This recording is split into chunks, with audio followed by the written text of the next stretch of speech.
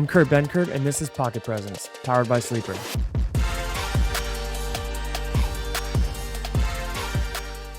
Welcome back to another episode of Pocket Presence, episode 20. I'm your host, if you did not know. Most of you do know because you're here to listen to me talk ball.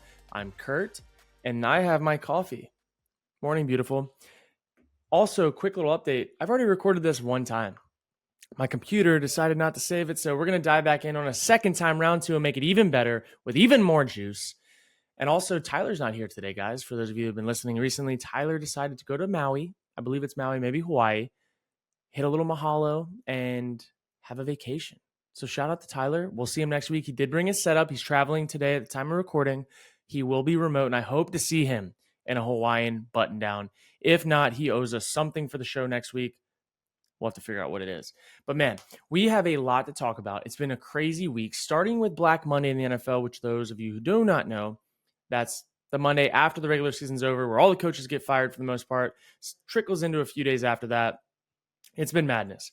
We have a lot of vacancies. Chargers, Commanders, Falcons, Titans, Panthers, Raiders, Patriots, and Seahawks. It's crazy. The last two, a little more shocking than the rest. I know some of the others happened earlier in the week, but I think at this point in time, there's only a few places that are really, really desirable for some of these coaches to go to that don't have depleted rosters, that don't have a lot of shitty cap. And right now, I'm kind of looking at the Falcons and the Chargers as the two top teams, but we'll get to that in a little bit. I want to start right now by talking about Bill Belichick, one of the best coaches of all time, if not the best coach of all time record-wise. Is just a defensive mastermind, has a lot of respect from everyone in the league. 24 seasons with the Patriots, 6 Super Bowls. It's insane how much they accomplished, but I also think it's also time to move on with some people. And I'm excited to see what they look like. They're competing in a division right now that has a lot of young stars, a young, fresher-minded way of doing things. And I think right now, the way football's evolving, I'm glad that Belichick had an amazing career for himself. I'm excited to see what happens in New England next. I think everybody, like Tom Brady left, Belichick left. Okay, let's see what the Patriots can be without the cornerstone of their franchise and what it's been for the last quarter of a century. I'm excited to see how it plays out and what they do, what direction they go. So, Kraft, you're on the clock. Also, before we get into any more NFL, I have to give a shout out to Nick Saban. Nick Saban retiring from Alabama, kind of shocking, but I would not be shocked to see him move into TV. I don't think he's going to go to the NFL. I think he's more of a TV guy from how I've seen him in interviews and whatnot. I think he's really stoic when he talks. I'm excited to see what happens with him as well. But this is crazy. In all of his time at Alabama, he had 29 losses. How many first round draft picks do you think he had? Put the number in your head. 44, not including this year. That number will go up. 29 losses, had more first round draft picks than losses. That is incredible. I don't know if it'll ever be done again. Maybe. I don't know if it's ever been done before. Probably not. But a hell of a career. And we need to jump back to the NFL, though. I had to get the two GOATs out of the way first with this conversation because I think they were due a segment, a little line or two. But now we got some more head scratchers. We have Pete Carroll now gone with the Seahawks. And I thought that he would be gone. When he said at the end of the year that he'd be coming back, I don't even know if the Seahawks gave him the option to come back as the coach. So that was already kind of like, wonder what's going on there. But now new reports have come out to say that he is going to be an advisor for the team. Removed from his head coach duties, will be an advisor to the team. We do not know what that means. But if I had to guess, an advisor to the team would be more upper management, more scouting department, more liaison to the GM type of role. Because I think when a new staff comes in, new head coach comes in, they're going to want their guys in the meeting rooms, around the players all the time. I see Pete Carroll's going to have to be more removed from the locker room than he has been in the past because I think it gets a little blurry with a former leadership role guy now not being in it and being around. I think Pete Carroll is a great guy. All the reports that anyone has ever said about him has been nothing short of fantastic. And I just see him wanting to be around the organization. So I'd imagine it'd be more in the front office. But now you move to a completely different situation. You have Vrabel gone. The Titans have been pretty good these last 6 years or so under him. They've made it to a few playoffs. But where did it all go wrong? I will tell you. There was a video that was circulating the internet about when they traded AJ Brown, at the draft, all of these teams have these cameras in the room to see like live reactions of the coaches and whatnot. There was a video that went around of Vrabel being visibly upset, getting out of his chair, walking away from the table at the draft table when it was announced that AJ Brown was traded, which is always a decision from the GM and upper management. And you can see right then and there, they traded away. They got rid of one of his toys, dude. They threw away one of his toys, didn't get shit back in return. And I think that was the beginning of the end. And to be honest, besides living in Nashville in a great city, beautiful place to live, I'd imagine that Vrabel wants to be somewhere else as well. I don't know. I don't know the guy, but the way that all went down and the reaction to that and just kind of like what they've given him to work with, I would say has been subpar at best compared to what these other teams and all these other rosters get to play with. But I don't know. I'm not shocked that he's gone as much as I would think, but I would imagine that he's going to land on his feet well. He might even head back to New England, even though I think they should go younger. I think they should go fresh, more offensive minded, but Vrabel's still a good coach. He can rally the guys around him. Players coach. He's relatable. He'll end up just fine. Now going back though, like we have the Chargers, the Commanders, the Falcons, Titans, Patriots, Seahawks, Panthers, Raiders. Like we have all these teams, right? And I'm telling you, a lot of these teams are always on this list of who needs a new coach this year. I feel like in a 3-year span, 3 to 4 year span, every single year, these teams besides the Seahawks and Patriots are always on this list. And I'm looking at it. I'm looking at the Commanders, like who do they have on their roster? That's not really desirable to go to. Then you have to compete with the Eagles and the Cowboys every year in that division. Like that's like climbing up a really tall mountain every year. Titans, maybe, like what type of draft capital do they have? What can they get? Who can they get in free agency? Like that division is actually trending up with the Colts, the Jaguars, who knows what they're going to be. But the Texans look like they're going to be good for a long time. Are the Titans a team, like do you want to go to a division where everything looks really good across the board or teams are trending in that direction and they're trending down? I don't think so. You look at the Patriots, same thing. Patriots have to play the Bills every year twice. They have to play the Dolphins every year twice. Both are loaded up. And then the Jets should have Aaron Rodgers next year again. Like that's no tall task, or that is a tall task. That's no just, walk in the park. I don't think the Patriots' job is desirable. And not to mention, you have to come and fill in the shoes of Bill Belichick, who's been reigning supreme over the last 24 years. That doesn't sound fun. Panthers, perpetual rebuild forever, sell the franchise, move the team, Tepper's ass. Don't really have much to say about them, sadly. I wish I did. I think Charlotte's a great city. I think the fans are great, but sorry, Panthers, barely even a football team.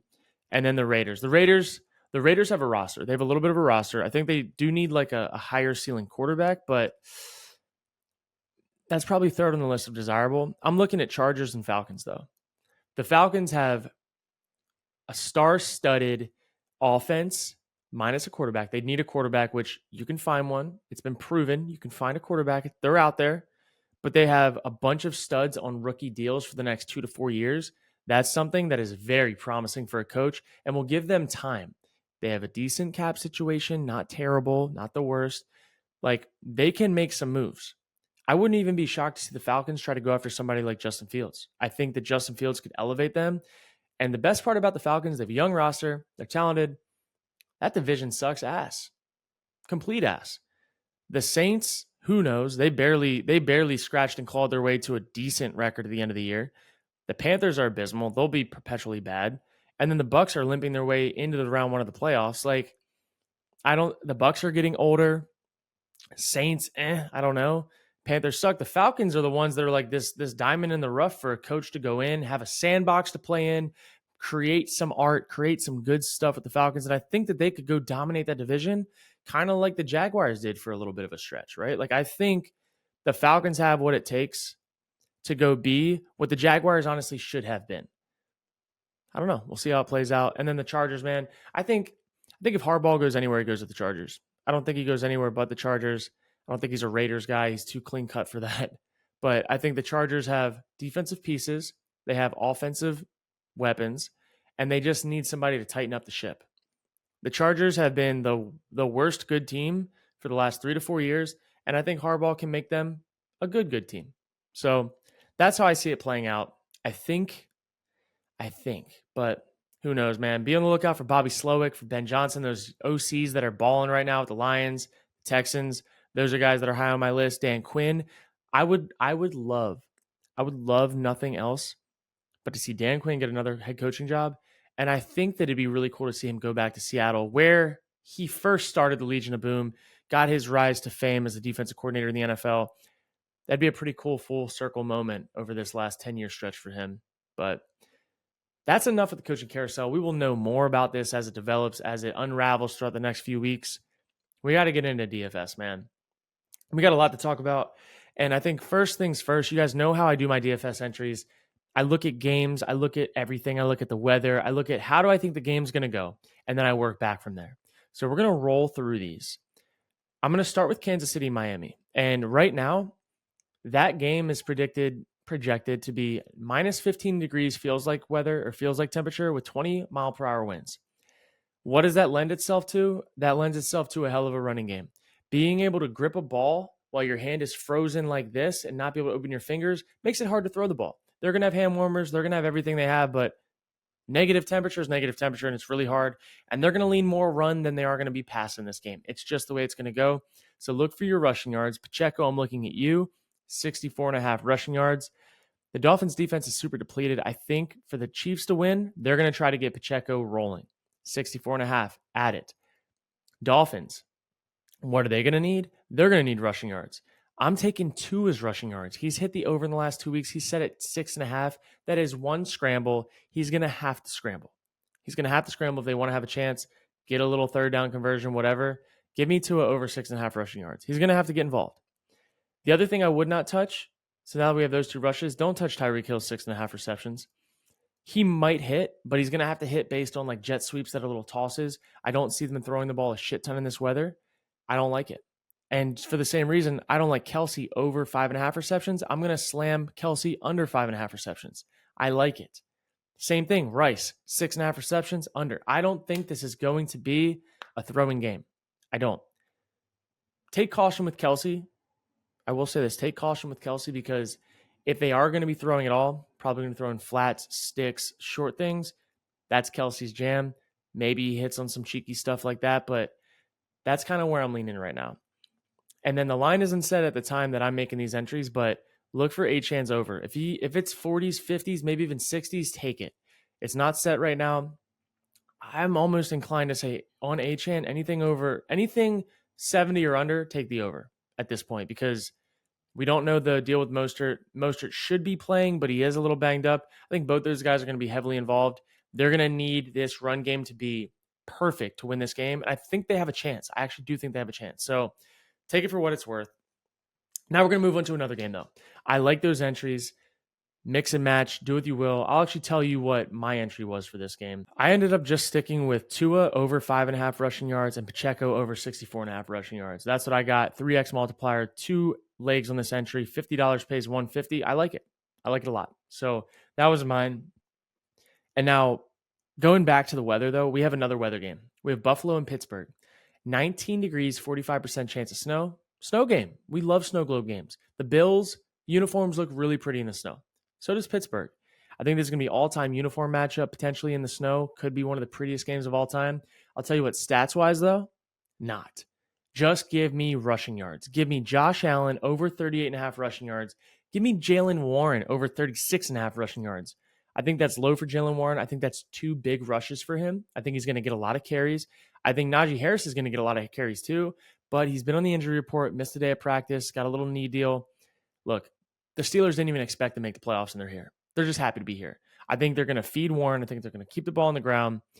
My whole entire play on this one right now is literally just Josh Allen over 38.5 rushing yards, Warren over 36.5 rushing yards, and then I sprinkled in a little James Cook, 66.5 rushing yards, because I think he has to have a game. I think they need to keep the ball on the ground. That would be $50, pays out $277. That's one of my entries. I love it. I think I love it. I really love Warren and Allen. I think I love Cook. So that's my entry for that game. Now we're going to move outside of weather, go indoors. This Browns-Texans game I really, really dove into. So right now, CJ Stroud has a promotion on Sleeper where his over is set at 195 passing yards, 195.5.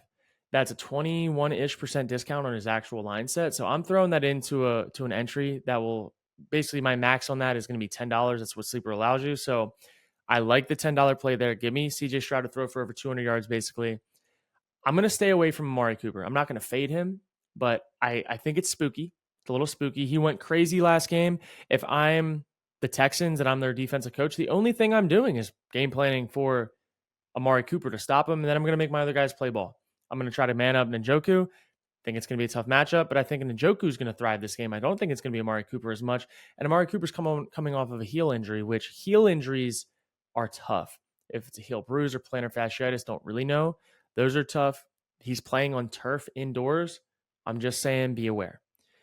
So Njoku, you're up, buddy. 55.5 receiving yards. Give me the over. Give me the CJ Stroud passing yards. And then what do I think the Texans are going to have to do? I think they're going to have to feed Nico Collins. Nico Collins, give me a receiving touchdown. This is one of the entries that I really like. It's 3 legs, Njoku, Collins, Stroud. 7.48 multiplier, $50 pays $374. I like it. Give me passing yards, receiving yards, and a touchdown by Collins, and we're rolling. I think that the Texans actually have a chance to win this game. I will say it there. 2 more games that I'm going to touch, because I'm definitely not touching the Eagles game. Won't do it. Can't do it. Bucks Eagles, grossest playoff matchup of all time. Maybe, not really, but kind of. Give me the Packers, man. Packers versus Dallas. What do the Packers have to do to win? They need to feed Aaron Jones. Aaron Jones, his line is set at 69.5. Nice rushing yards. Give me the over. Give me Tony Pollard to not hit his rushing yards at 62. He's only gone over 62 one time in the last 4 weeks, and it was against the Commanders last week. They're not really feeding him. They're going to feed Ferguson. I think they're going to try to stop CeeDee Lamb. So it's the same thing. Give me the tight end. When there's a stud receiver and they're trying to give extra attention to him, give me Ferguson, 41.5 receiving yards. He's hit 3 out of the 4 times in the last few weeks. Only did not hit against Detroit, which was a weird game. Had 70 yards last week against the Commanders. Give me Ferguson to have a few. That's 2 seam catches, dude. Dak loves throwing him seams, loves checking the ball down. Ferguson's going to be involved. I like this entry a lot.